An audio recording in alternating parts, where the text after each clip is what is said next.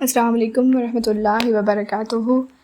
3 عمل کو علماء نے پیش کر کے اللہ کی بارگاہ میں اس مشکل سے نکلنے کی دعا مانگی۔ پہلا عمل کہ میں اپنے ماں باپ کی خدمت کو ہر کام سے مقدم سمجھتا تھا۔ میرے بچے روتے رہے، میری اولاد ترستی رہی، میرے خدام باہر منتظر رہے، میں خود بھی فاقے سے رہا، لیکن دودھ کا پیالہ لیے منتظر رہا کہ ماں باپ کو جب تک نہیں پلاؤں گا اتنی دیر تک میں خود بھی نہیں پیوں گا اور اپنے بچوں کو بھی نہیں پلاؤں گا۔ وہ لوگ جو اپنے ماں باپ کی خدمت کو شعار زندگی بنا لیتے ہیں وہ سرخرو ہوتے ہیں۔ اس دنیا میں بھی انہیں اللہ کی رحمتیں نازل ہوتی ہیں۔ جب مشکل میں پھنس جاتے ہیں تو ماں باپ کی خدمتیں اور ان کے ساتھ کیا گیا حسن سلوک وہاں کام آتا ہے۔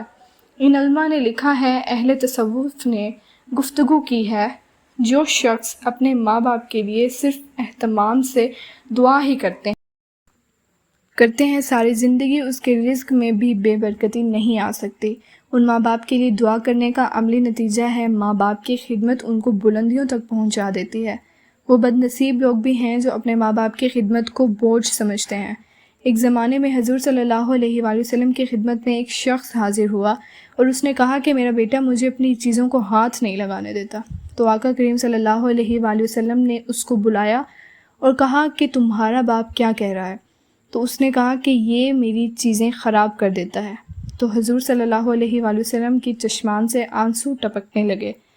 اللہ اکبر! ایک وقت ہوتا ہے کہ بیٹے چیزیں خراب کرتے ہیں اور ماں باپ انہیں خوشی اور لطف سے نئی چیزیں خرید کر دیتے ہیں۔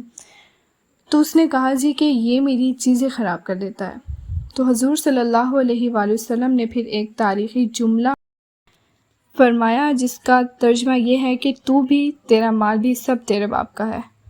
تو ماں باپ کی خدمت کو مقدم سمجھنے والے سرخرو اور بامراد اور کامیاب ہوتے ہیں، اور یہ ایک ایسا سودا ہے جس کا ادھار نہیں رہتا، یعنی جو شخص اپنے ماں باپ کی خدمت کرتا ہے اس کو اس کا نقد صلہ دنیا میں ہی مل جاتا ہے اور اس کا صلہ آخرت میں بھی وہ پاتا ہے۔ ایک ماں باپ کی خدمت ہے، اور جو شخص اپنے ماں باپ کا بے ادب ہوتا ہے اور گستاخ ہوتا ہے اس کی نقد سزا دنیا پر ضرور پاتا ہے اور آخرت میں بھی اس کی سزا ضرور پائے گا۔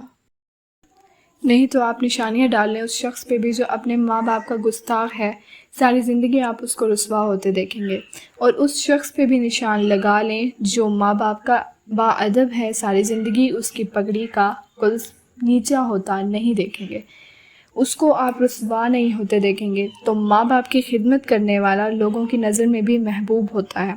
آج کوئی اپنے ماں باپ کی خدمت کرتا ہے تو کل اس کی اولاد اس کی خدمت کرتی ہے، اور اگر کوئی اس ماں باپ کا گستاخ ہو، وہ ایک کہاوت بنی ہے کہ ایک شخص نے اکتا کر کے باپ بہت بوڑھا ہو گیا تھا تو کندھوں پہ اٹھایا تو وہ نہر میں پھینکنے کے لیے لے گیا۔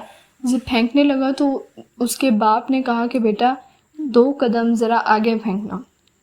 اس کے بیٹے نے کہا کہ یہاں کیوں نہ پھینکوں؟